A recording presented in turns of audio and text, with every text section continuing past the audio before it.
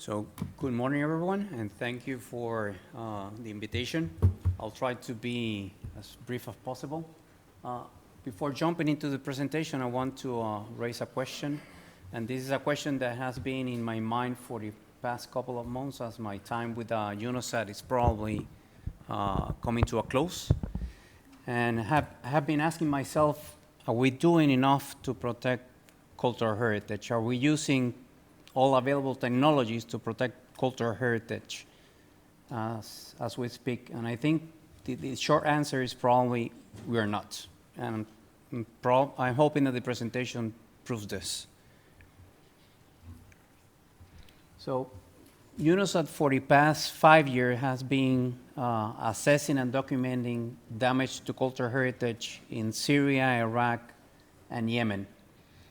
And we do this using satellite images. What you're seeing here is the citadel of Aleppo image in 2010.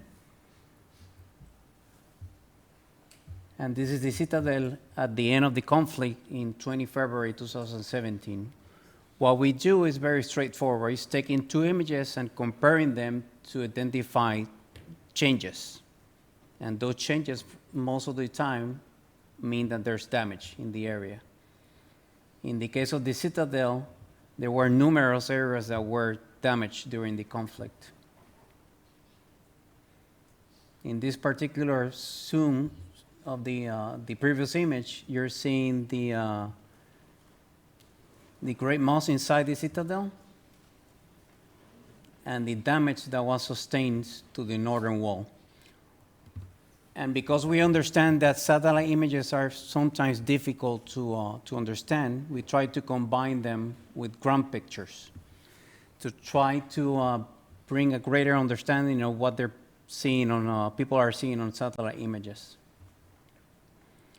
The other thing that we have done recently, and this is with the help of ICONM, is to use 3D images to try to explain as well what the damages and the extent of the damage, the level of the damage. More recently, we tap into the technologies of augmented reality to try to even more bring greater understanding of the damage. This proved very useful when we were working with archaeologists, which were trying to enhance the understanding and the description of the damage. And with the combination of the satellite images, the drone images, and the augmented reality, they were able to understand and describe the damage in great detail.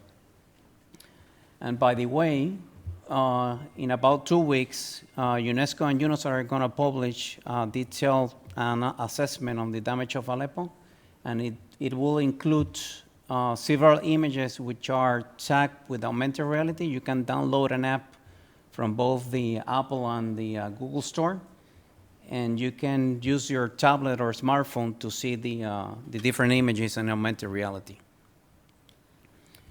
The assessment that we did in Aleppo consisted on 5 consecutive yearly assessments, which combined provided a cumulative damage point analysis, and we combined that with data that we received from DGIM in Syria, which was land plot damage assessment. Combining all of those, we were able to identify the exact location of the historical buildings inside the ancient city of Aleppo and assigned a damage level to each one of them. And even more, because it was a 5-year damage assessment, we were able to document the progressive damage to many of these buildings, because sadly, most of the buildings inside the ancient city of Aleppo sustained consecutive damage during those 5 years. This is another view from the methodology that we did. So in the first phase, we did the consecutive damage assessment with 5 different satellite images. And we combined those with different scripts to combine the damage assessment with the land plot analysis. And in the last phase, then we, with the help of archaeologists and historians, we enhanced that point damage assessment with actual descriptions that came from the archaeologists and the historians.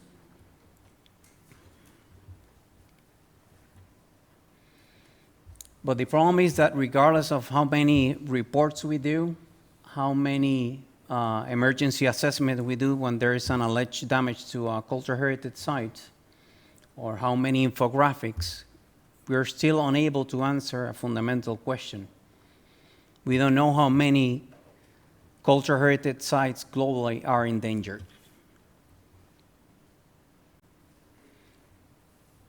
And the issue is very relevant because every year there are more World Heritage sites being inscribed, and the extent of the heritage sites is still growing even more every year. And the problem is that the support for conservation and protection is diminishing. And just to give you a present-day example of how important it is to document these damages and dangers to cultural heritage sites, I'm going to show you an image that was collected very recently, 25 November. What you're seeing here is Apamea in Syria. And that yellow line is what we suspect is the front line between the Syrian forces and the Free Syrian Army near Apamea. And that white square that you see over there is actually trenches, burns inside Apamea. So Apamea is being used right now as we speak as a battleground. The sad thing is that we came upon this as we were supporting a different, not UNESCO, a different UN organization. So it was purely by chance that we saw this on imagery. So what we're proposing is to develop an automatic damage detection system that will ingest satellite images and identify changes between two satellite images in each one of the known World Heritage Site, inscribed World Heritage Site. So the first phase of the project will involve creating a heritage library, so we know exactly the extent of each World Heritage Site. The second phase will then start the process of ingesting those two images and doing an algorithm to process the images. The third phase, if damage is detected, if there's a change detected between those two images, it will trigger an alert which will give us an indication that damage was identified and the location of that damage.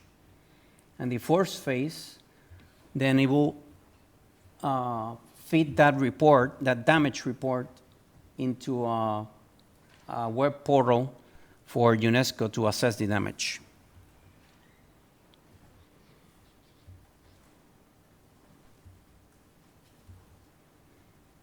This is a different view of the process that we're envisioning.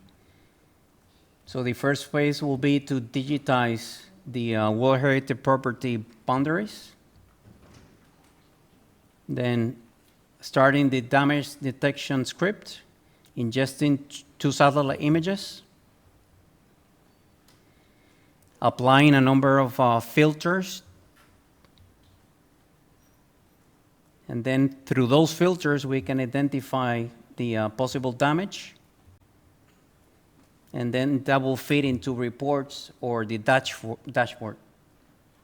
So basically the system, what it's doing is applying a number of filters and enhancing the edges and the corners that are visible on that image.